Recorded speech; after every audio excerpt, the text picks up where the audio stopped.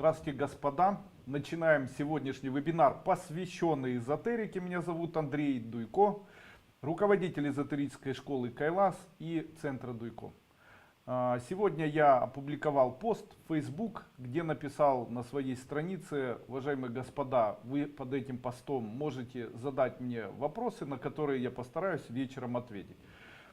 Вначале я отвечу на вопросы, которые вы мне написали в Facebook, и после чего я перейду к вопросам, которые прямо сейчас вы мне пишете в вебинарной комнате. Итак, Татьяна, добрый день. Выпадение волос с чем связано? Обычно выпадение волос это не эзотерическая тема, но я буду отвечать эзотерически. С чем связано выпадение волос? Киста на щитовидке, чем полечить? Так вот, обычно выпадение волос именно и связано с любой дисфункцией щитовидной железы. А любая дисфункция щитовидной железы связана с тем, что человек не может проявить свою харизматичность, а также не может проявить свое, не отвечает за свои поступки, не исполняет, даже не так, не исполняет свои обещания, обещает или мечтает и не делает и так далее. Чем можно полечить эзотерические выпадения волос? Можно их полечить, если каждый день брать такой гребень, или еще правильно сказать, массажная расческа. И вот такой массажной расческой в разные стороны не менее 100 раз расчесывать волосы в разные стороны. Если это делать 30 дней, волосы перестают выпадать. Саша Кравченко. Здравствуйте, Андрей Андреевич. Скажите, пожалуйста, нужно ли как-то очистить украшения, которые остались в наследство? Их носил человек, которого больше нет. А вы знаете, что золото не передает негативную вибрацию практически никогда.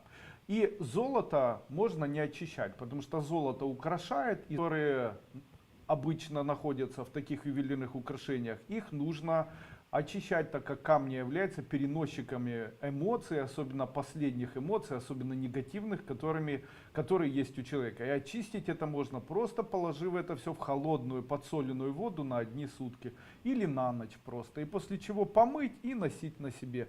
Таким образом, а золото, которое носят обычно или которое передается по наследству, обычно делает человека таким же успешным, как и его родители. Именно поэтому необходимо покупать золотые украшения, необходимо покупать дорогие золотые украшения для того, чтобы потом передавалось от наследства к наследству, для того, чтобы семья имела такие же успехи, и это передавалось от бабушки, допустим, к внучке.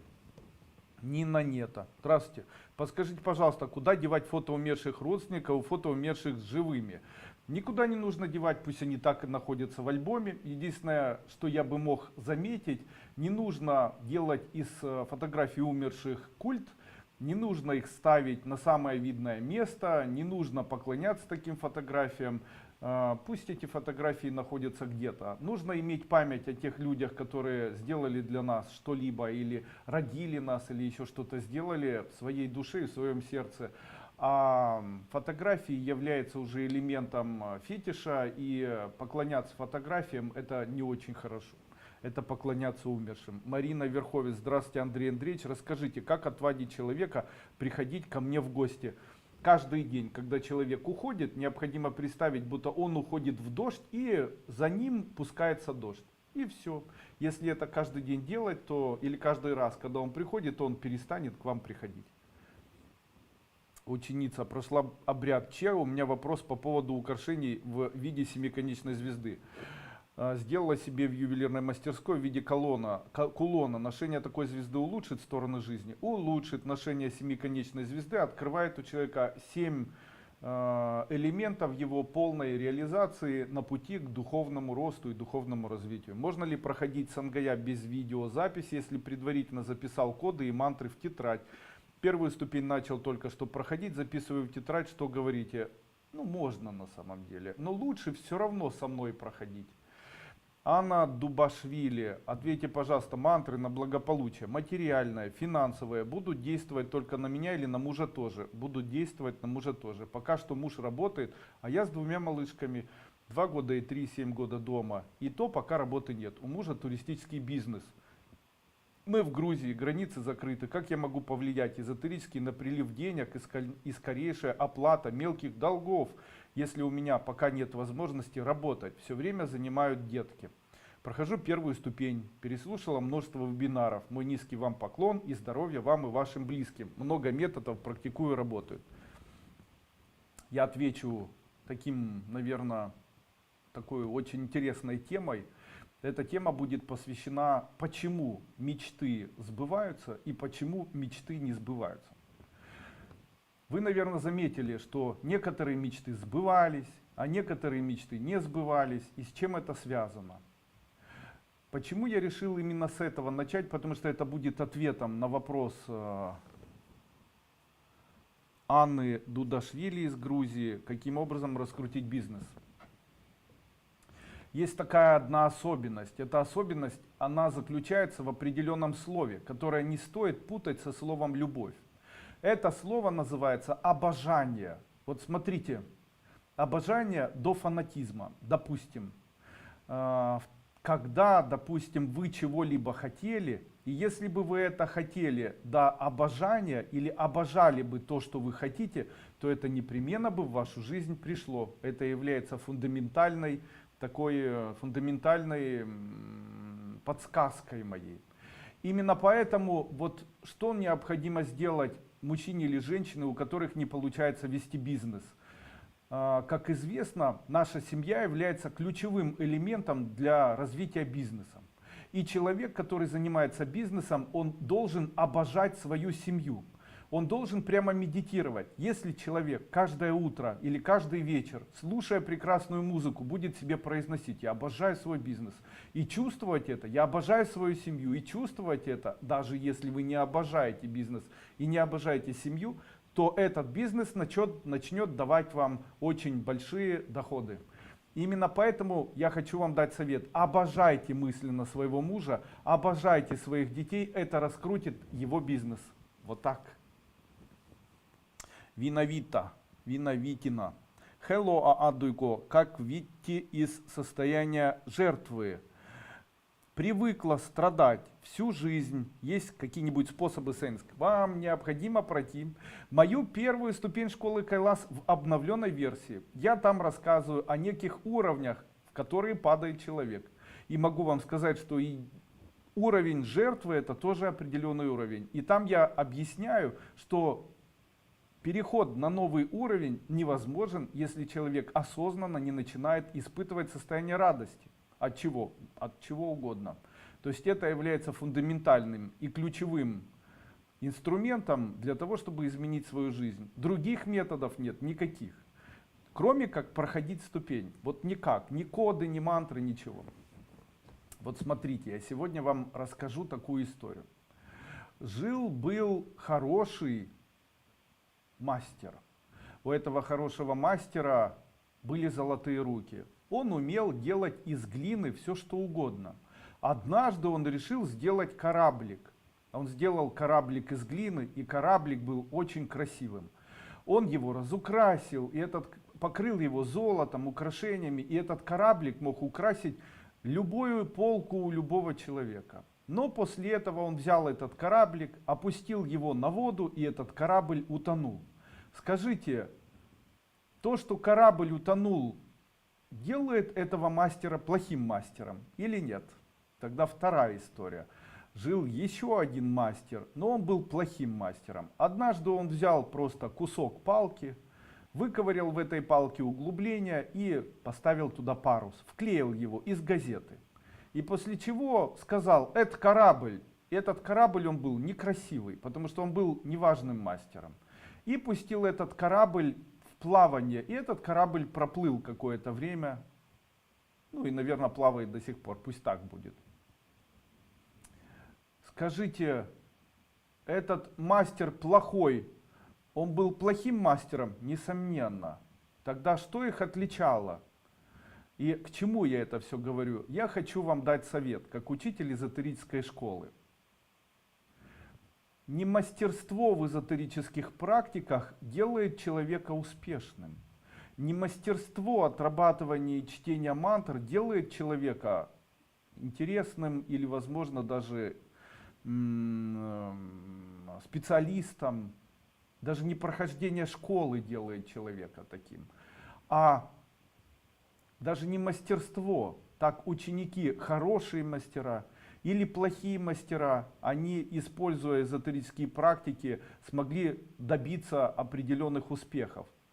А качество материала, с которым они работают, вот что важно. А это еще что? Качество материала — это философия или философская доктрина нашей школы, которую нужно обязательно внимательно слушать, в которую необходимо обязательно вникать и которую необходимо для себя принимать как один из важных концептуалов. Это концептуал доброты, концептуал принятия, концептуал ощущения радости, понимание того, как это работает, конечно же, сделает человека мастером. Но без вот этой философии кораблик не поплывет никуда. Именно поэтому я очень часто говорю о том, что философия, она должна стоять на одном из самых важных мест. Так человек, принимающий философию, понимающий философию, слышащий эту философию, вот как я сейчас сказал, нужно испытывать состояние обожания. Человек говорит: о, что такое обожание, обожание это как любовь. Нет, обожание не как любовь, потому что любовь отличается от обожания. Чем? Когда человек любит, то он хочет сделать для этого человека что-либо физическое, и сделать это бесплатно. То есть в тот момент, когда ребенок родился, он бы без любви не выжил. А любовь заставляет отца или мать следить за этим ребенком и помогать ребенку. То есть любовь заставляет этого человека делать физическое действие по отношению к этому ребенку и делать его совершенно безвозмездно. Это любовь. Любовь — это когда дает что-то этому ребенку. А ребенок что делает? А ребенок берет. Таким образом любовь реализовывается. А радость это когда ты понимаешь, что что-то с тобой произошло и что-то ты испытал, осознал. А что такое обожание? Обожание возникает в тот момент, когда ты принимаешь и радуешься тому, что тебе дает это. Обожание мужа — это радость, это как бы, знаете, понимание того, что он может давать, что он рядом находится, что он важный для семьи. Обожание бизнеса — это то, что бизнес есть, что он кормит. То есть это элемент принятия такой. И нужно отличить от себя элемент любви, радости и обожания. Я об этом буду рассказывать на 7-й ступени, которая пройдет до Нового года.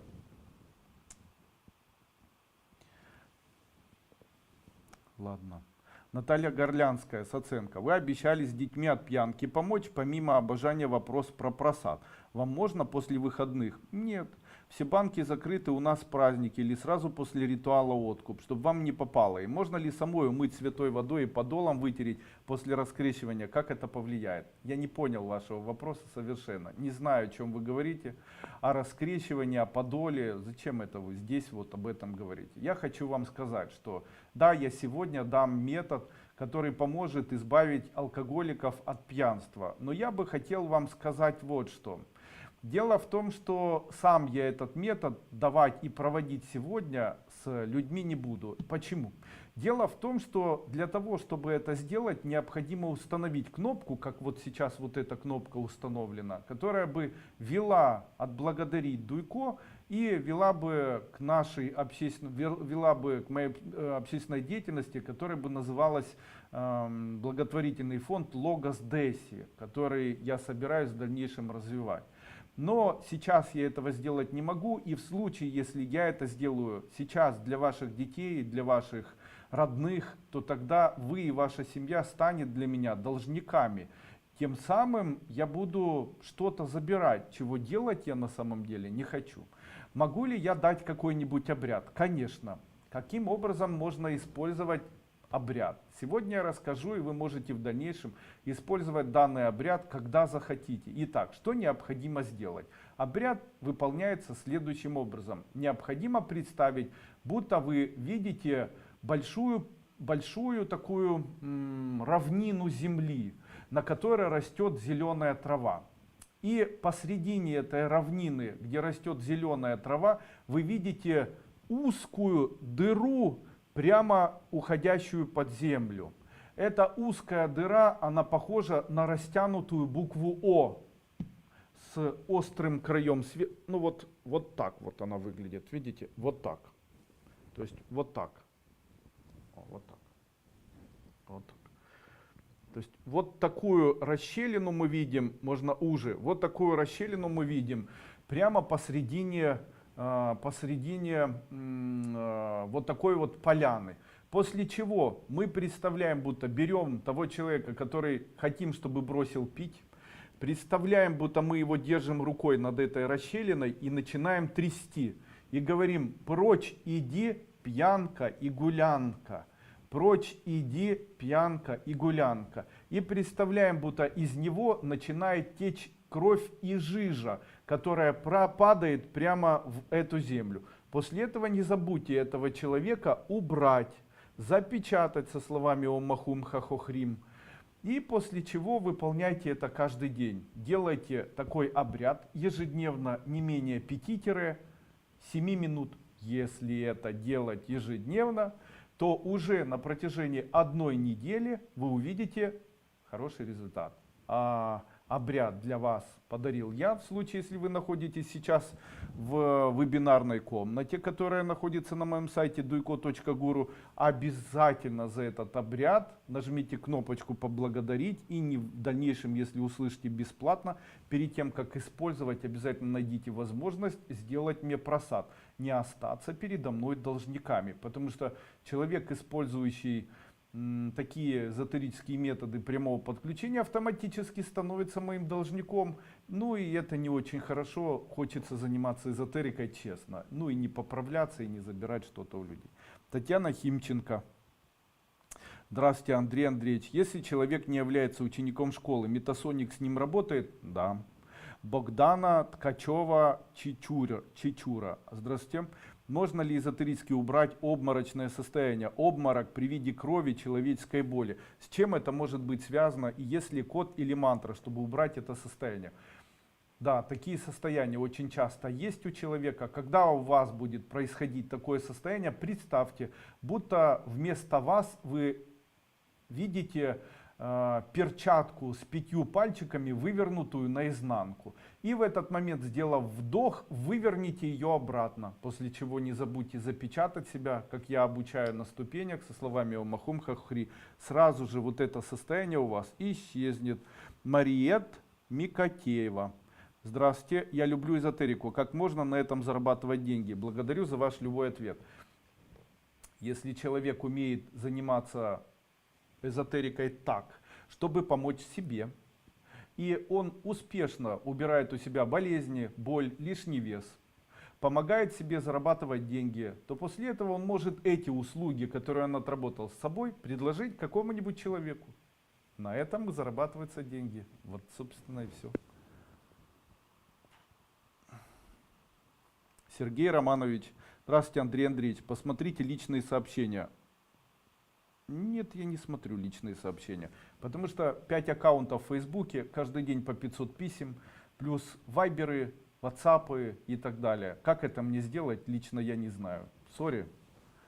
Я когда-то говорил, что в дальнейшем, из-за того, что школа будет расти, нас будет становиться больше, частные ответы на частные вопросы, к сожалению, будут недоступны. Калима Бязитова. Здравствуйте, ученица год проходила 1-ю и 2-ю ступень, но сейчас уже приобрела 1-ю платную. Я счастлива и довольна. Вы наш самый дорогой учитель в мире. Спасибо. Андрей Андреевич, скажите, есть ли разница в чтении кодов шепотом или в полный голос? Есть. Когда человек читает в голос, то он создает процесс влияния на окружающий мир. Так окружающий мир ему отвечает. Когда шепотом, на свой внутренний мир. Допустим, привлечение денег. Читаем шепотом, появляются умные мысли. Читаем вслух, окружающий мир нам начинает давать. Анна Бекасова. Я прошла 4-ю ступень. Или 4 ступень, все-таки 4-ю ступень, но продолжаю практики. Было тяжело, но теперь изменилось, стала энергия, появилась память, улучшилась. Только пока не могу к себе привыкнуть. Я в восторге от школы и от вас, учитель. Вы гений, спасибо. Если построили человеку тотем по 6-й новой ступени на неопределенное время, после его смерти он будет с его душой работать? Что происходит с этим тотемом? Нет, тотем исчезает вместе с человеком. Никак это с душой не связано совершенно. Что происходит с душой после смерти человека, об этом рассказываю на 6-й ступени. В одном из вебинаров вы рассказывали, какие мантры начитывать на кольцо, но этот вебинар недоступен к просмотру. Зима 2018 года. Подскажите, какие мантры мне начитать на серебряный перстень с хризолитом, который купила сыну на день рождения? Спасибо.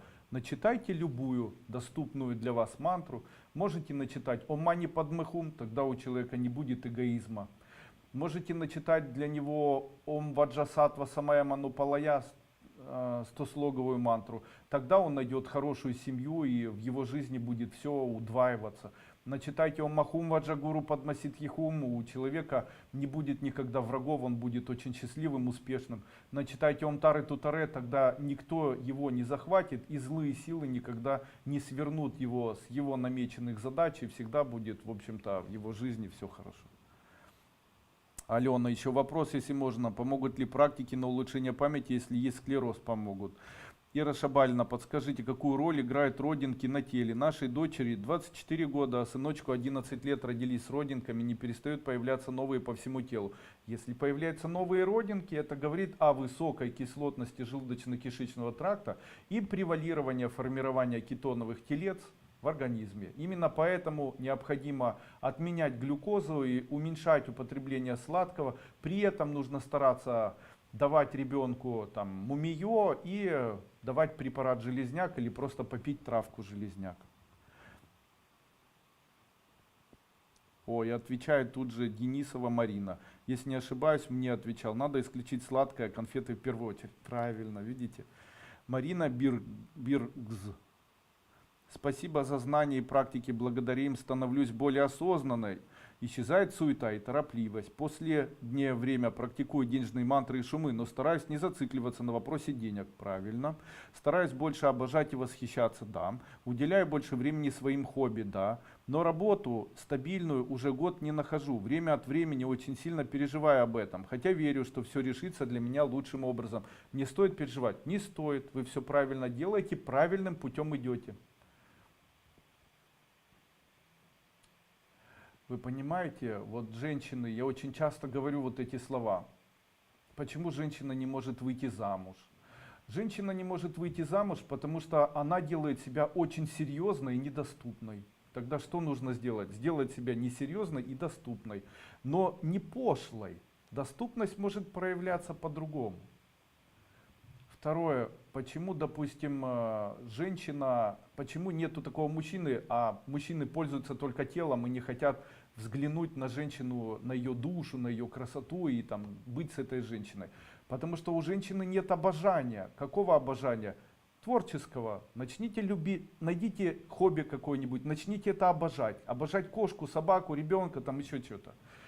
Вы знаете, часто у женщины, у которой есть ребенок, есть больше шансов выйти замуж, чем женщины, у которой нет ребенка. Почему? Потому что эта женщина обычно обожает своего ребенка. В тот момент, когда происходит обожание ребенка, то она накапливает энергетику обожания по отношению к себе. Таким образом, неизменная энергия реализовывает обожание мужчины по отношению к этой женщине и проявляет любовь и радость от того, что эта женщина рядом с ним находится. Именно поэтому нужно с этого и начинать. Здравствуйте, это только в России нет выхода на сайт. Есть в России выход на сайт? Не знаю. Все хорошо. И Юлия Шаламова. Здравствуйте, дорогой мой учитель. Как помочь ребенку быть смелым и не бояться общения с людьми? Может, есть заклинание? Есть. Такая вот очень интересная и простая практика есть. Когда человек становится и начинает произносить «Хей, хей, хей, хей, хей, хей, хей, хей». Становитесь ребенком, одну ногу ставите левую вперед, одну ногу назад и вот так «Хей». Или вместе представляете, будто вы, ребенок, становитесь больше аж до неба и произносите «Хей, хей, хей, хей». Или чень, можно еще это слово произносить. Таким образом человек энергетически становится сильным и бесстрашным. Также считается, что если ребенок всего боится, ему не хватает кальция и цинка. Кальция и цинка. Елена Литвиненко. После прохождения первой бесплатной ступени был подъем, выручка увеличилась. приобрела первую платную, и какой-то спад пошел с июля. Например, НАК не работает. Почему должен НАК работать? Стараюсь, но почему-то радости такой же, как после первой бесплатно, не ощущаю. Нельзя ощущать радость от чего-то. Ее нужно нарабатывать. Не нужно ступени использовать, как хороший мастер использует глину. Используйте прежде всего правильный материал. А правильный материал — это философия, она важнее. А потом мастерство. Так даже плохой мастер может сделать из дерева и запустить. Правда, кораблик утонет. Поэтому сама по себе философия, она тоже не может быть хорошей, потому что корабль не получается сделать хорошим. А вот использование и философии, и эзотерических практик дает правильные плоды. Я еще часто говорю о переходе на новый уровень. Конечно же, когда человек, допустим, переходит на новый уровень, то все ухудшается. В этот момент очень важно радоваться. Это проверенный момент. Я ваша учительница Лариса. Вернули долг, помог камень обсидиан, на работе наладилось, но попрощаться с одиночеством не получается. За 2 года исправила все, разрезала путы, практика с картами, цветы покупала. Что делаю не так? Я вам это расскажу. Приходите на мой новый обновленный вебинар, который будет называться «Обретение любви» и замужество, обретение любви противоположного пола и так далее. Сейчас этот лендинг выложен на моем сайте. Марина Бехли, здравствуйте, вы сильнейший маг-эзотерик нашего времени. Спасибо. За вами идут тысячи, нет, не тысячи уже, а миллионы. Нас уже очень много людей. Вас уважают, обожают. Дает ли вам что-то вся эта позитивная энергия? Чувствуете вы ее? Или все-таки от нас больше хлопот? Так как и убежища просим, и помощи, и еще много всего. С уважением, Марина. Я когда-то очень сильно болел. И когда болел, поднималась очень температура. Когда-то летел из одной страны в другую. Когда летел, то у меня были галлюцинации. И во время этих галлюцинаций мне было сказано о том, что я должен служить людям.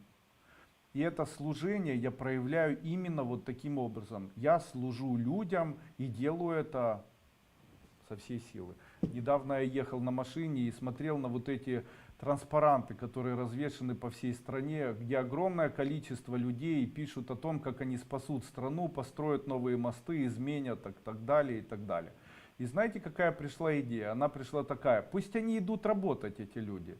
Потому что почему-то так построена система, что в этой системе они хотят прийти во власть, чтобы не работать. Так надо работать. Если бы они работали как обычные люди, то у них бы было все. А так они ничего не умеют делать и идут туда, чтобы воровать. Это неприятно. Дальше, по поводу изменений. Я когда-то говорил, вы понимаете, зло проникает в каждого человека индивидуально. Вот, допустим, красивая, хорошая семья, и вдруг женщина начинает изменять, или у нее появляется желание это делать, или хорошая, добрая семья, и вдруг там папа этой семьи начинает становиться нервным, бешеным, или там гулящим, или еще каким-нибудь. И это зло проникает индивидуально в каждого человека. Но борьба этого зла — это индивидуальный духовный рост человека. И именно поэтому люди, которые знают, что такая борьба может вестись, могут не позволить этому злу воздействовать на себя, включая возможность и желание быть более дисциплинированным, более духовно сильным или таким вот воином света. Именно поэтому я часто говорю, к чему я это все, именно поэтому я часто говорю, такие большие, обширные революции, они не могут ни к чему привести, потому что индивидуальная работа каждого, она обычно индивидуальна. Общие идеи — это уже навязанные идеи, а индивидуальная работа каждого человека может привести к большему изменению, чем работа толпы с идеями, которые могут в дальнейшем кем-то быть навязанными. И ну вот так. Я думаю, что я иду на самом деле, это мое мнение, я думаю, что я иду очень правильным путем. Я маленький человек из глубинки Крымской области. В свое время решил для себя, что даже будучи маленьким человеком, я имею все шансы хоть каким-то образом улучшить жизнь тех людей, которые проживают на планете Земля. Почему? Мы хорошие. Славяне хорошие, люди постсоветского пространства, вообще все люди хорошие. Но почему-то все время кто-то хочет сделать или внушить им, что они плохие. И они начинают доверять, потому что зло проникает. Ну и вот моя идея заключается не в том, чтобы изменить весь мир, а заключается в том, чтобы изменить каждого индивидуально. Чтобы у человека появилась радость, чтобы у человека появились надежды, чтобы у человека появилась вера, что скоро все изменится, чтобы отпустили вот эти концепции, которые, в общем-то, мешают жить, чтобы человек понял, что у него есть очень много выборов в жизни. Непонятные все это слова, но они могут быть понятны, если человек начинает проходить все мои ступени. Нет хлопот, но и нет силы от этого. Марина Скляр. Уважаемый Андрей Андреевич, после прослушивания мантр во время пробежки на одном и том же участке дороги чувствую мурашки, теплый поток. В области шеи справа и слева теплая волна восхищения накрывает всеобщей любви ко всему миру. Планете в целом одновременно холодные мурашки в области икр обеих ног, также справа и слева. Что бы это могло значить? Спасибо вам от всей души. Клад там зарыт. Выройте клад. Обычно именно то, что вы описали, это место нахождения клада. Вот где будете бежать и обнаружите, привезите туда экскаватор и выройте, и там клад найдете. Насколько уместно браться за коды получения роскоши, благополучия, высокого достатка, если у человека заработок средненький или того меньше? Может, есть смысл начинать от чего-то попроще, например, снятие блока бедности, или не имеет значения?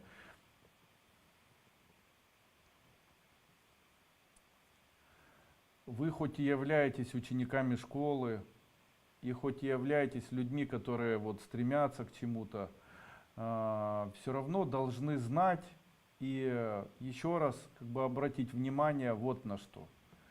Дело в том, что для человека очень важен стержень, вокруг которого развиваются события мира. Вот этот стержень, он должен существовать. Его невозможно нарисовать, придумать.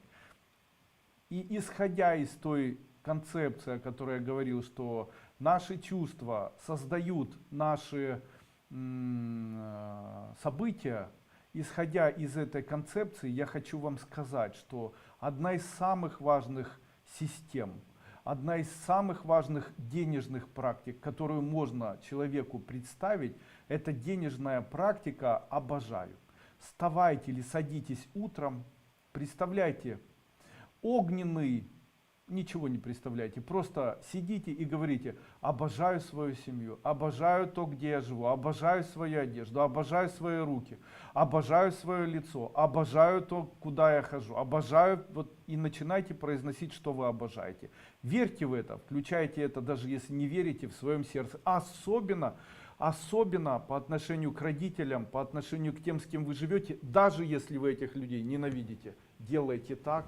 Эффект не заставит себя долго ждать. Я гарантирую вам успех. И это и снимет вам и блоки бедности, и все, что там может быть. Валинка. Здравствуйте, Андрей Андреевич. Хочу сказать вам низкий поклон. Спасибо. Тамара Хлазун. Снимаю перед вами шляпу. Не каждому это дано. Вопрос. Разве развить ясновидение может любой человек? Это же не спорт, нужен природный дар. Нет. Разве не каждый человек может научиться играть на пианино? Ведь для этого нужен дар, возможно. Но я уверен, что если человек тренируется, то он может научиться играть на пианино. Также и с ясновидением. Уже разработана целая система. Если человек упорно занимается этим, то он может это в себе развить. Доказательства. Когда я познакомился с Игорем Александровичем Мочаренко, который вот проводит СНГ периодически вам, то он пришел ко мне и предложил свои услуги охранного агентства. То есть он был директором охранного агентства, а предложил в моих магазинах поставить свою охранную сигнализацию и своих сотрудников. Ну и я согласился тогда. И в какой-то день он приехал ко мне и говорит: Андрей Андреевич, я вот хотел бы, чтобы вы мне там что-то сказали. и встретились со мной. Я встретился в ресторане, куда он пришел со своим знакомым Александром. И начали мне говорить: а вы верите в вечную жизнь, вы верите в Бога и так далее. Я говорю: ребята, давайте вы меня не будете этим морочить, потому что я совершенно другим занимаюсь в жизни. Я говорю: вы для того, чтобы мне это говорить, должны просто себе сказать: раз вам Бог так помогает, вы такие счастливые, тогда ответьте мне, почему вы такие бедные и несчастные? Почему нет счастья у вас в жизни? Почему вы оба такие больные? Почему вам так не везет? Вот я в церковь не хожу, там каждый день не молюсь, там к пасторам не обращаюсь, никогда не каялся и никогда там не занимался религией профессионально. И, ну, как бы я думаю, там никогда не ходил на причащение, очищение, не знаю, там не ставил свечки и так далее. И при этом мне в жизни везет, то есть у меня есть радость, счастливая семья, у меня никогда не появлялось желание кого-то обманывать, я сдерживаю свои обещания, там никогда никого не насиловал и там, в общем-то, хорошо жизнь уже жил. И все хорошо в моей жизни было. Никогда не воровал, наглым никогда не был. Это мои качества, они у меня с самого, наверное, юного возраста. Мне так приятнее жить. И мне при этом везет, мне при этом никто не обманывает. А если обманывают, я не обращаю на это внимания. Ну и, в общем-то, где-то такая вот концепция. Он говорит: странно это все, странно. Ну а как же жизнь после смерти? Я говорю: а как же жизнь сейчас? Знаете, я всегда удивлен, я всегда удивляюсь вот таким людям. Недавно я смотрел видео мужчины, который очень много рассказывает о еде. Я сейчас буду есть сегодня вот только мясо, а сегодня я буду есть только вот это, а сегодня я буду есть только вот это. И мне все время, или там человек говорит: я молюсь вот и славлю Бога вот в это время и в целый день, и потом хожу туда, и хожу там еще причащаюсь, постюсь и так далее. И после этого у меня такой естественный вопрос, он появляется как бы сам по себе. Этот вопрос звучит так: а когда вы успеваете жить?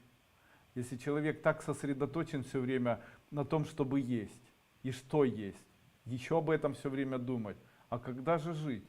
Что жизнь заключается только в вере, или жизнь заключается только в Боге, или жизнь заключается только в еде? Но есть же другие моменты. Я не занимаюсь исключительно эзотерикой. Одна из самых основных моих эзотерических практик заключается в том, что я просто получаю радость и живу. И развил у себя вот эти чувства радости, я их называю атман, саман и лай. Таким образом, вот, пользуясь вот этими тремя инструментами, все получается. Игорь мне тогда сказал: я не верю в ясновидение, я считаю, что ясновидение это сфинктер заднего прохода. Извини, Игорь, сейчас ты, наверное, это смотришь все, но это же были твои слова, не мои. Я тогда ему сказал: ты знаешь, Игорь, пройдет время, и ты будешь смеяться со своих слов. И я уверен на 100%, что он сегодня смотрит это видео и, наверное, смеется. Почему?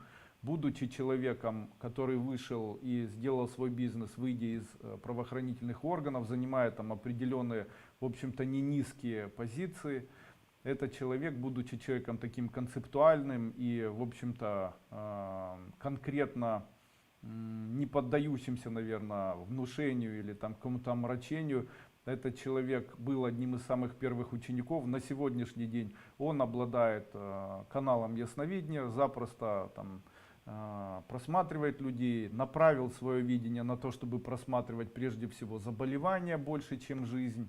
И старается этим служить и помогать людям, занимается профессионально целительством, и этим занимается уже, насколько я знаю, на протяжении 8 лет. Поэтому каждый дар Тамара Хлазун, который вы считаете развить невозможно, все-таки развить возможно. Главное дисциплина и использовать и не изменяя то, что я говорю.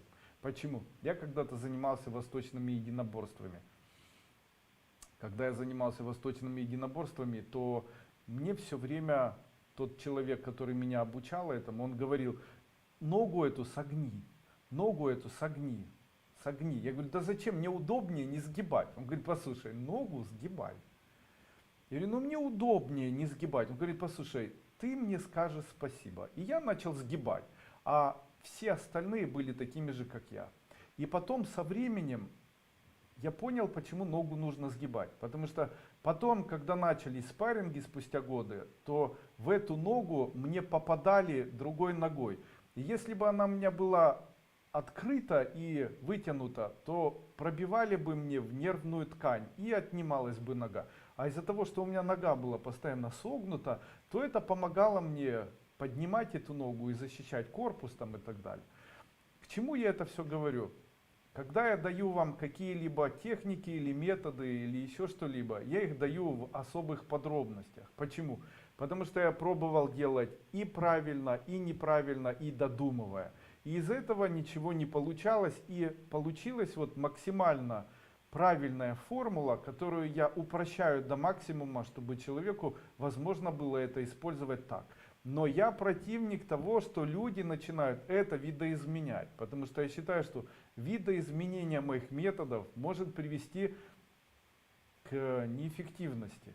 А потом у человека появляются проблемы. Какие проблемы? Он потом начинает меня обвинять. Говорит, что вот я занималась 1 год, это все неэффективно и так далее. Я всегда говорю, дело в том, что автомобиль должен иметь бензин или энергию. Именно поэтому, когда человек начинает заниматься практиками, то это он занимается автомобилем. Ему нужен бензин, а бензин это ощущение радости. А если человек поглощен горем, он всех ненавидит, он злится, он вредничает, при этом каждый день читает мантры, то его состояние заметно ухудшается, а не улучшается. Вот так это все. Елена.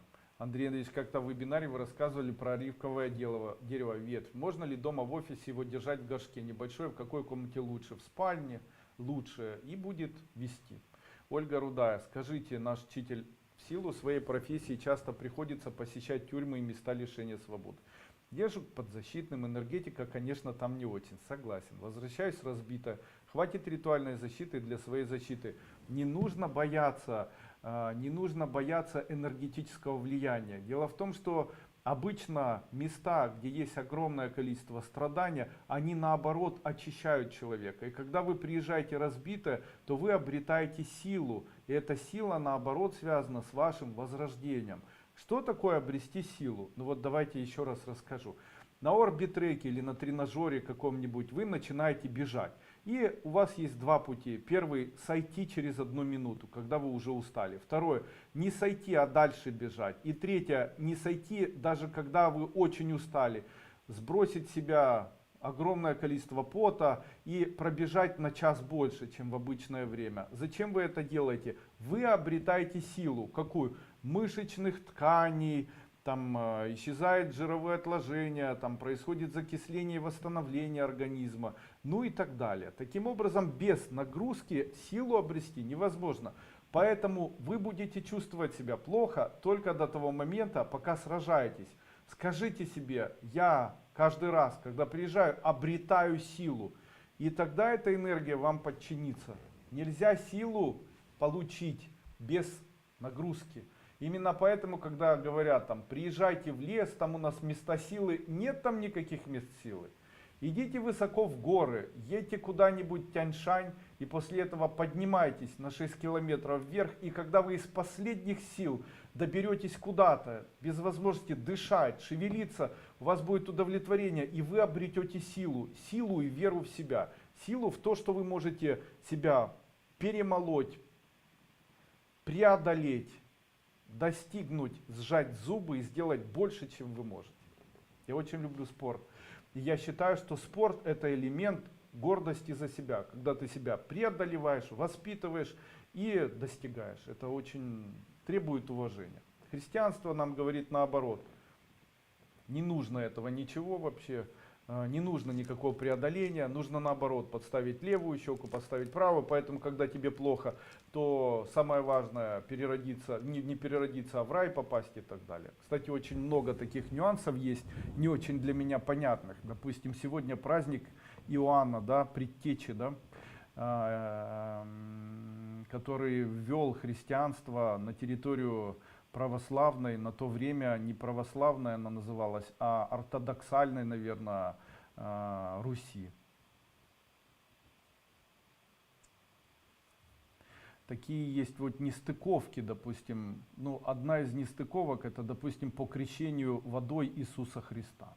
То есть наша христианская церковь, она обычно говорит, что необходимо крестить Иисуса Христа, необходимо креститься, потому что в случае, если человек проходит водное крещение, то он автоматически родится в раю. Вы слышите? То есть, что бы человек ни делал, он автоматически попадет в рай. Да, ему просто нужно пройти крещение. И здесь говорят, Иисус Христос ведь его крестил Иоанн. Ну и после этого, знаете, такой странный вопрос у меня. Дело в том, что читая об Иисусе Христе, становится понятным, что Иисус Христос был рожден от Бога, а человек, который был рожден от Бога, являясь Сыном Божьим, не мог иметь грехов, потому что он был рожден от безгрешного существа, и в нем не было греховности. И именно это многократно говорится, о том, что этот человек, он был безгрешен. Тогда скажите, зачем его крестили? Я думаю, что ответ можно найти в Коране. Ответ в Коране звучит следующим образом. Там было сказано, что когда шли, не так, там где-то так было сказано, что, или в Библии, в общем, шли иудеи, Библии все-таки, шли иудеи, после этого где-то в какой-то пещере они все устали и упали, то после этого снизошел ангел и начал лить на них, дал им сон для того, чтобы они очистились от скверны. И начал лить дождь и лить дождем для того, чтобы убрать скверну с их души и всякие порчи из глаза с их души. Да, вода имеет, наверное, вот такую особенность. Если человек готов это для себя сделать, допустим, принимая ванну, человек может сказать, я хочу не просто помыть свое тело, а я хочу еще и смыть порчу из глаза со своей души. И, наверное, в этот момент вода сможет иметь и вот такую, наверное, действительно силу. Даже без произношения там крестов и так далее. Или там без определенных ритуалов. Ну и человек сам добровольно. Что для меня обозначает очиститься? Когда человек очищается, то он дает себе обещание. Это обещание заключается вот в чем. Это обещание не бояться. Это обещание сдерживать свое слово. Это обещание не обещать.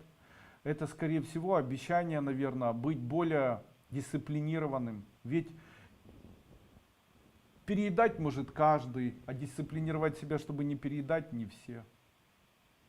Гулять может каждый, а вот дисциплинировать себя, чтобы не гулять, могут не все. Тогда сложный путь, он более высокодуховный. И идти путем, когда как все, это значит жить жизнью как все. А быть человеком духовным, это соблюдать все-таки для себя заложенные концепции верности. Того, что ты верен своим принципам, верен своим доктринам и сам их соблюдаешь, потому что ты являешься однозначно для этого всего примером. Подскажите, правильно ли я делаю, когда перечисляю деньги в благотворительный фонд Алеша на лечение детей? Ну, я не хочу об этом говорить. Ирина Шила. У меня сыну почти 7 лет, но на улице и в школе на него плюются его сверстники, махают ногами и руками, палкой мотыляют перед лицом. Но сын даже это не воспринимает, как будто ничего не происходит. Если на улице, то идем гулять на другую площадку, пока он еще маленький. Как быть в этой ситуации? Маме все же ребенок, сам должен себя защищать. И мои родные говорят, и давать сдачи. Подскажите, как поступать, на улицу выходить? Тогда не хочется, спасибо огромное. Не нужно обучать ребенку агрессии. Не нужно обучать ребенку злу. Злу его научат вот такие дети, которые толкаются. А что происходит и почему дети толкаются? Они обучают его злу. Вашей миссией не является его попекать, потому что когда кто-то толкает, он рано или поздно начнет за себя стоять. В том случае, если его будете опекать, он не научится, потому что он будет постоянно чувствовать у себя за спиной тыл мамы, тыл бабушки или еще кого-то. Нельзя ребенку... Почему это происходит? Потому что, будучи одиноким или где-то сам, кто-то на него будет нападать, и они научат самому нападать. Просто для этих детей это поведение, которое у них дома происходит, а для вашего ребенка неестественное поведение. Именно поэтому ваш ребенок не научится в дальнейшем так поступать с другими детьми.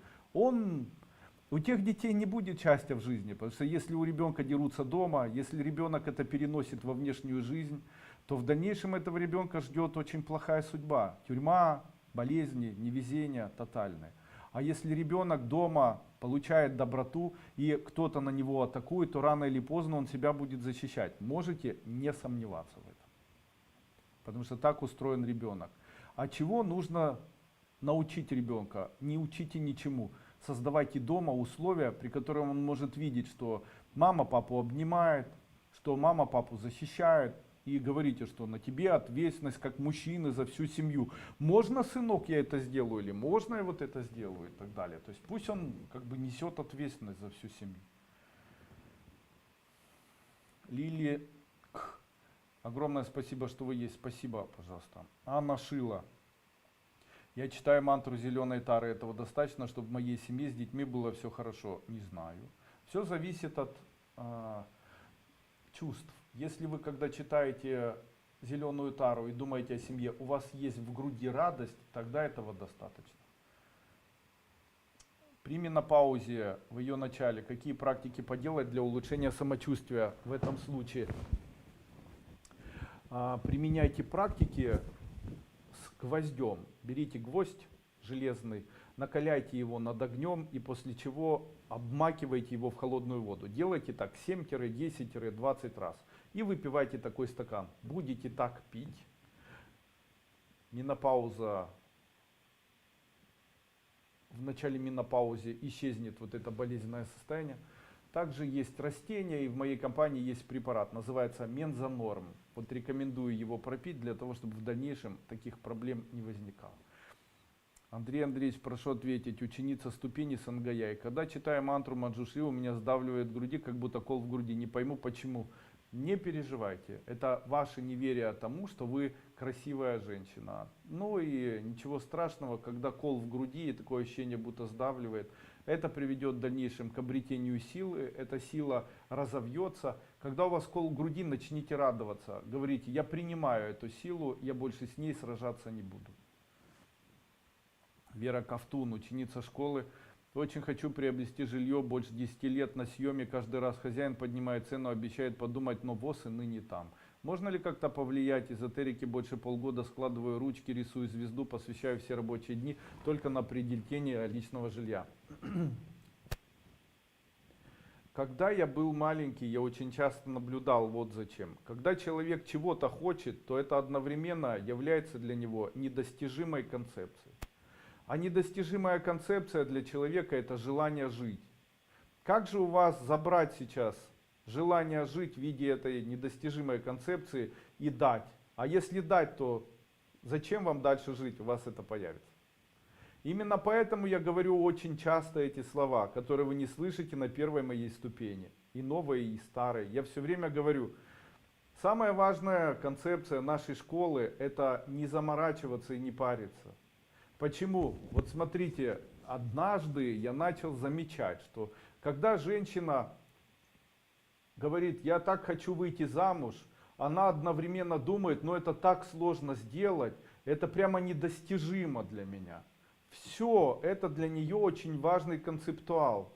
То есть, а если она достигнет, то за счет чего она будет жить? К чему она будет стремиться? Так человек, который мечтает о Мерседесе, у него меньше шансов получить Мерседес, чем которому все равно есть у него Мерседес или нет. Так женщина, которая мечтает о мужчине, у нее меньше шансов, чем женщина, которая безразлична о том, будет с ней мужчина жить или нет. Так человек, мечтающий о деньгах больших, у него меньше шансов заработать большие деньги, чем для мужчины, которому все равно будут у него большие деньги или нет. Это важно запомнить. Это очень правильно то, о чем я говорю. Ставьте другие концепции. Поменяйте ее. Не заморачивайтесь на жилье. Заморачивайтесь, я не знаю, там, станьте депутатом. Вот, теперь хочу, обожаю, хочу стать депутатом. Это так сложно, а квартира не важна. Галина, живу уже 25 лет в Германии, сама родом из Южной Украины. С каждым годом все больше испытываю тоску по родине. А в последнее время мне никак не покидает мысль приобрести там небольшой домик у моря. Да, хотя и ситуация там нелегкая. Здравый смысл говорит нет, а душа так и рвется. Первый серьезный прорыв был это сделать в 2013, но тут случился Майдан, остановилась. А причем тут Майдан? Надо было ехать покупать, Майдан же был только в Киеве. Теперь 7 лет спустя встретила даже любимого человека оттуда родом. Второй порыв, но опять ситуация с коронавирусом. Подскажите, как понять такие совпадения преград? Никак. Это знак, подсказывающий, не делайте этого. Не слишком ли много знаков таких? Это что, Майдан, знак, чтобы вы квартиру не купили? Вы услышите, что вы говорите?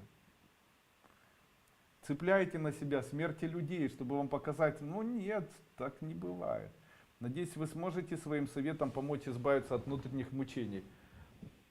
Обещайте себе, либо делайте, либо не мучайтесь. Поэтому, если вас это мучает, едьте и покупайте. Вообще, и не вижу никаких преград. В моей жизни было так. Я Соню увидел, потом подошел к Соне. Сначала поговорил с мамой ее, говорю, мне нравится твоя дочь. Она говорит, я не возражаю. Я говорю, ее старше. Там мне все, не все равно, я не возражаю. После этого поднялся наверх, она там сидела. И говорю, Соня, встань. После этого ее закинул на себя, принес к себе в комнату и говорю, я теперь буду твоим мужем навсегда и с тобой проживу до самого конца жизни. Почему? Если тебе это нравится, то нет никаких преград. Так в жизни было всегда. Вот если хочется и есть возможности, есть время, то нужно взять это и сделать. А это то, что у вас происходит, это как качели. Ой, я ищу, что же еще мне покажет надо или... Хотите, сделайте. Да что ж с вами такое? Майдан прямо из-за того, чтобы вы дом не купили. Ужас. Ольга Игнатьева, подскажите, как правильно себя вести после посещения кладбища, чтобы ничего не принести ненужного. Из года в год на 11 сентября к маме езжу, эзотерических правил толком не знаю. А нет правил. Просто на кладбище нельзя танцевать, петь, веселиться, иначе похороните радость жизни. А все остальное можете делать. Пить и есть нехорошо на кладбище. Лейла Кушнир, спасибо за ваше мнение и помощь. Скажите, пожалуйста, что делать сыну 3 года 11 месяцев? Первый из двойни, очень гиперактивный. Не хватает магния, в последнее время специально щиплет себя, может головой специально удариться. Он у вас адреналиновый ребенок. Адреналиновые дети — это дети, которые израсходовали магний, израсходовали кальций. Они живут на адреналине. Долго он не протянет, потому что начнутся панические атаки и состояние там дергания, шмыгания и так далее. Что необходимо? Это не эзотерическая проблема. Покупайте Magnum C300, давайте ему в обед и вечером по столовой ложке, а утром давайте ему карбонат кальция или кальций цитра по чайной ложке. Таким образом, за 1 месяц состояние ребенка изменится до неузнаваемости. Королевский Сергей. Как эзотерически убрать головную боль и усталость в глазах? Необходимо положить руки на свою голову, закрыть глаза и представить, что там, где находится боль, там появляется радость. Второй вариант. Представить, будто вы видите эту боль и зашпаклевываете ее белой или красной глиной. Методов, слава богу, хватает. Здравствуйте, Андрей. Можно еще третий. Представляете боль перед своей головой и всовываете ее в боль, которая в голове. Это называется эзотерическая гомеопатия. Очень рекомендую, избавляет от боли навсегда. Эрна Асатурова. Сколько нужно включать ребенку прелюдию 2, чтобы был результат? И можно ее включать, когда ребенок спит. Когда ребенок спит, включать нельзя. Какой результат? Результат не будет результата, он будет 18-20 лет результат, когда ребенок вырастет. Это же зарождение его психоэмоционального состояния. Или вы думаете, что он гениальный должен стать после 3 прослушиваний прелюдии номер 2? Скажите, пожалуйста, можно ли сыну подарить метасоник номер 12? Да. И как все в жизни у него сложится? Великолепно сложится. После пройденной ступени СНГ я поняла, что жила неправильной жизнью. Ранее вы мне ответили в вебинаре, что надо накапливать к себе доброту. Сейчас кажется, что время остановилось и нахожусь в пространстве. Работы нет, денег нет, мужа нет, наилучшая моя подружка не общается. Ведь я по своей вине не приехала к ней на свадьбу, о которой я думала днем и ночью. Теперь вот страдаю, не могу это принять. Все это случилось в один миг. Прошу простить меня за несвязность мысли. А вот зря вы просите кого-то прощать. Вы, скорее всего, подошли к потолку новой жизни, и у вас появилось вот такое состояние. Вы энергетически не можете подняться, потому что вы страдаете. Отбросьте страдания, используйте метод «я ни при чем», о котором я говорю, и радуйтесь. Гуляйте, наслаждайтесь, ешьте, спите, ванны принимайте, мажьтесь ароматическими маслами, возжигайте благовония, читайте мантры, так чтобы это радостно было. Намо Ранатроя, намо Авалокитешварая и так далее. Пойте, танцуйте и вырвитесь из этого. Мир прямо крутнется вокруг вас. Муж часто выпивает, садится за руль. Каждый раз, когда он выпивает, мне хочется все бросить и уехать к маме. Другой населенный пункт. У меня появляется агрессия на пьяного, не могу ничего с собой поделать. Но когда проспится, то все налаживается. Я понимаю, что так жить нельзя, расстраиваюсь, но и планы всегда рушатся. А потом строить в семье ничего не хочется, так как не могу, но надеяться на него. У нас сын 9 лет. Подскажите, что делать? Сегодня сказал, как избавить человека от плохих качеств. Многие не знают, можно Ага. Светлана Рыхтык, большое вам спасибо за ваш труд. Являюсь ученицей ступени Сангая, прошла восхитительный марафон. Скажите, можно ли применять метод дикобраз с гайкой? Если ошибаюсь, сыну, который будет возвращаться домой за границей, как правильно делать для сына? Можно. Представьте, все, что я делаю, представьте пункт А от ребенка, пункт Б, куда он дойдет, и белую дорогу. Или от сына сюда белую дорогу, бросьте болтик, сделайте метод дикобраз. Лора Попова, у меня к вам вопрос. Вы говорили, что сделаете обряд по алкоголизму. Ну вот, я вам рассказал, что делать. Как лечить аллергию на пыль?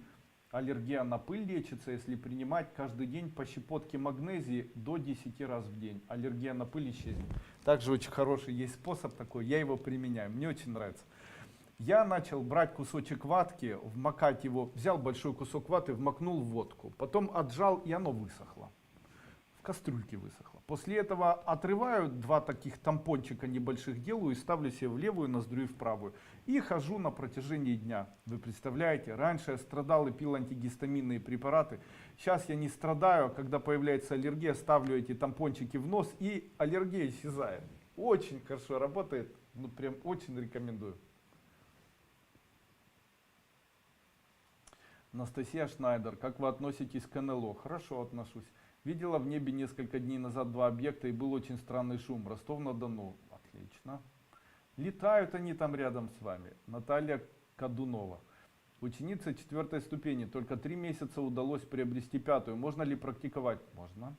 Завтра хотим поплыть на теплоходе в морское путешествие. Ура! Подскажите, что можно сделать, чтобы не укачивало деток. Давайте таблетки от укачивания. Также помните, что любая горечь останавливает рвотный рефлекс и укачивание. Любая горечь, это может быть там, ну я не знаю, что сейчас придумать, там кусочек мумиё. Можете купить мумиё, разломать его на маленькие-маленькие кусочки, смешать даже чуть-чуть можно с сахаром или медом. И давайте ребенку в момент укачивания, чтобы он рассасывал. Восхитительно помогает. Татьяна Милана, вы рассказываете, что своего сына назвали в честь человека, который вам очень помог в жизни, обладал всеми качествами, которые вы хотели бы видеть в сыне. Также этот человек был высокого ранга, успешный, богатый. Моего мужа свекруха назвала в честь своего отца, очень счастливого семейной жизни. Успешного, богатого человека. Муж родился в золотой ложкой во рту. Был успешным и богатым, потом жизнь перевернулась на 180 градусов. Теперь нет ни удачи, ни денег, ничего. Получается, что не стоит давать имена в честь успешных, богатых людей. Стоит. Имена стоит давать в честь богатых и успешных, но не стоит человеку становиться брюзгой и становиться врединой. Человеку стоит всегда оставаться добрым, радостным и счастливым, даже если что-то болит. Я нашел в этом смысл жизни. Мой смысл жизни — испытывать состояние радости. Я в этом живу, и много лет уже это все дело я делаю. И точно так же начинал, как все остальные люди. И это было и болезни, и упадок, и падение. Очень часто это было связано с тем, что я врал. Вот была такая ситуация, занимался бизнесом просто для того, чтобы выживать. Но я его не любил, не обожал, а просто себе врал. Жил с девушкой, потому что мне было жалко ее выгнать. На самом деле не любил. Ну как, Ну, она мне нравилась, ну, такой вот любви какой-то. Я даже не знаю. Она мне нравилась, но она мне было симпатично. Я хотел там ухаживать за ней. Я, наверное, хотел заботиться о ней. Но вот как-то что-то было нечестно.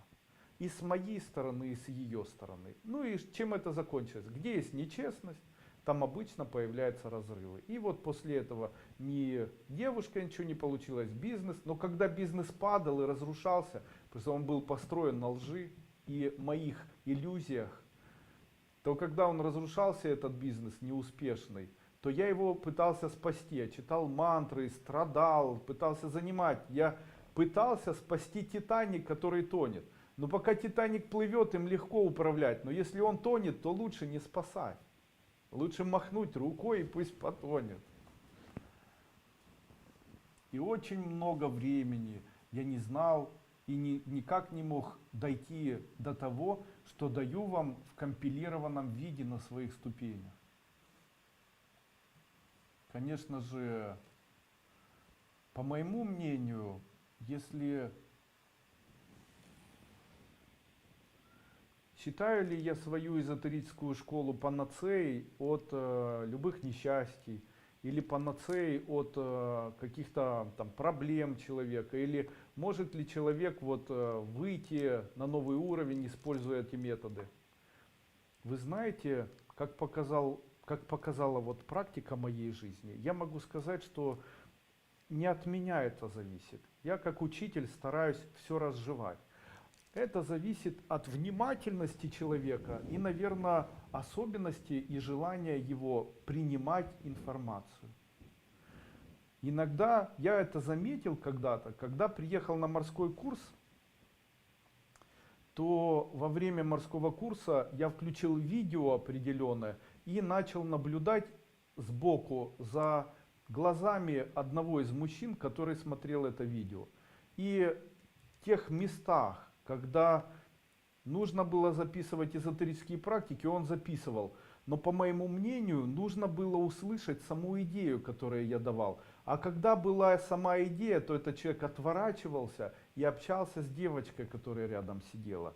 Ну и я понял, вы представляете особенность большого очень количества людей, которые слушают эзотерические семинары, они уже ориентированы на эзотерику. Они приходят за эзотерикой, они приходят за практиками, они хотят этих практик, они думают, что это волшебная палочка, которая их спасет. И в большинстве своем так и есть. И они действительно спасут. Но дело в том, что если полная же у человека, если человек вообще тонет, то ему нужно менять философию мировоззрения. Именно с этого необходимо начинать. Обычно человек считает, что это так главное, когда же там практики начнутся. И вот это вот всю мазню, когда там бла-бла-бла, бла-бла-бла, байки. Но вот эти байки, они важные. Их нужно, и на них нужно обращать внимание. Я им как раз очень много внимания и уделяю, потому что человеку нужно их дать. И я их 3 раза по-разному повторяю на 3 ступенях. И человека на 3-й ступени говорю: о, я этого не знал. Как ты не знаешь об этом? 3 ступени говорил. Просто по-другому. Это все было с другой стороны. А вообще все одно и то же. Ну ладно. Валерия Белова, ученица ступени. Что нужно сделать на новом месте работы? Обмен валют. Переводят на новый пункт, приобрела поток клиентов, пользуюсь, но получается, что на моей смене меньше людей, чем у моей сменщицы. Как действует не в мою сторону? Берите и ложите обязательно очень вкусную еду перед собой во время своей смены. Обычно это яблочки. Ложите яблоки, но не ешьте их до конца смены. Говорите, когда закончится, тогда съем. И увидите, какой большой поток людей у вас будет. Все в порядке. Вы уже рассказывали на предыдущих семинарах, но есть вопрос. Как понять грань между критикой и просто анализом для вывода? Когда это критика, то это критика для кого-то. Когда это анализ, то вы просто анализируете. Я могу дать совет. Я для того, чтобы жить успешной и радостной жизнью, использую метод, который называется «не заморачивайся». Метод «не заморачивайся» — это от чего моя жена так поступает, почему она так поступает, права она или не права. права вот Светлана, которая со мной живет, правы кто-то, я не заморачиваюсь, мне все равно. Вообще. Мне все равно, прав, не прав, нужно, не нужно, обижается, не обижается. Мне все равно. Почему? Я его все равно люблю, этого человека. Искренне, как ребенка, любого из них. Почему? Это их проблемы, они с этим живут, понимаете? Я не заморачиваюсь. Почему? Я искренне их обожаю. Мне мешает, если начинаю думать, вот она так поступила, потому что... Зачем мне этот анализ? Я не заморачиваюсь. После этого я ставлю для себя высшую концепцию. Моя высшая концепция, я всегда себе говорю, я живу с этим человеком, значит я его обожаю. Хочу ли я это менять? Нет, я его обожаю.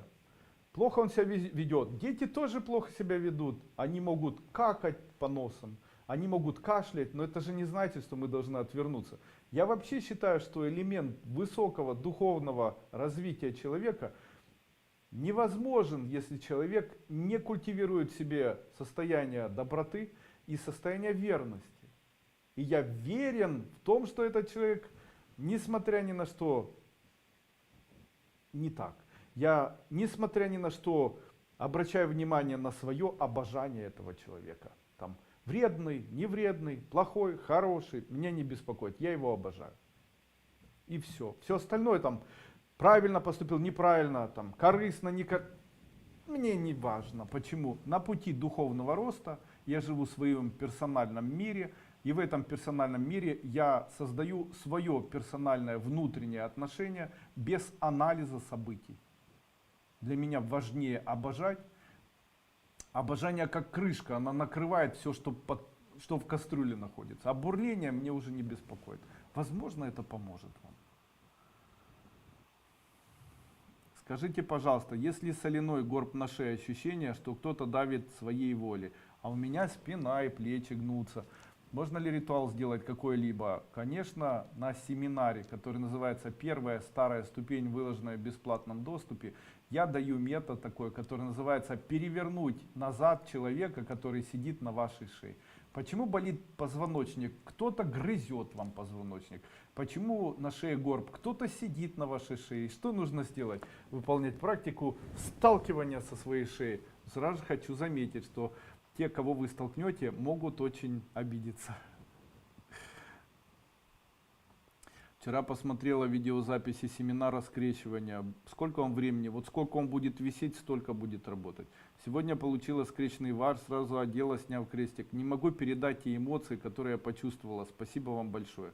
Единственное, меня огорчает, что я не получила посвящения. Чувствую себя как оторванная от всех. Проходите первую ступень, посвящение автоматически получаете. Скажите третью обновленную ступень, вы говорите, что 30 дней нужно рисовать семиконечную звезду, отрезать на ночь эгрегор. Если я приобрела у вас талисман семиконечную звезду, эту практику все равно выполнять? Все равно. Подскажите, в какой сфере мне реализовать себя? Не подскажу. Как избавиться от папиллом? Во вторник задайте вопрос. Пожалуйста, во время прохождения марафона 2 при прохождении СНГ тяжело даются практики, где нужно представлять. А что надо делать, чтобы получалось представлять? Не торопиться.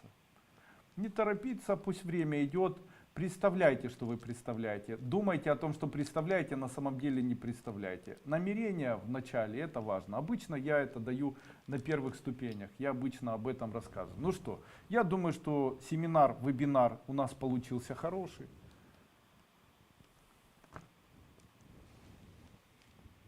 Какие практики применять в начале на новом месте, в больнице, чтобы работа была успешной? Радуйтесь. Лилия Стрелец. Практике все нравится, просьба: на территории двора часто дома поселились осы. Найдите шум, который называется шум от ос. Вы его можете купить в разделе Ситхи Sound. Включите этот шум от ос, и у вас ос не будет. Проверено, 100% работает. Из Минска. Я ваша ученица, практики и вся концепция школы мне близка. Согласна поменять в лучшую сторону в семье, но вот вчера у меня украли мошенники с карточкой всю пенсию. Что сделать? Спасибо.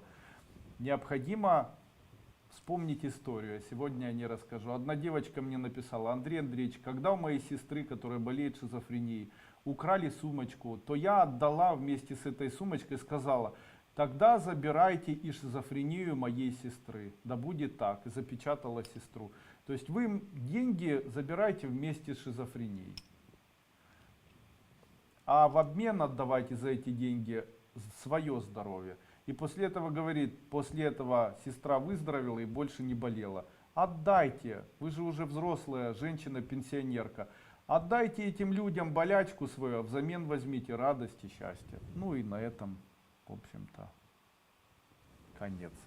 С вами был Андрей Дуйко. Надеюсь, вебинар вам понравился.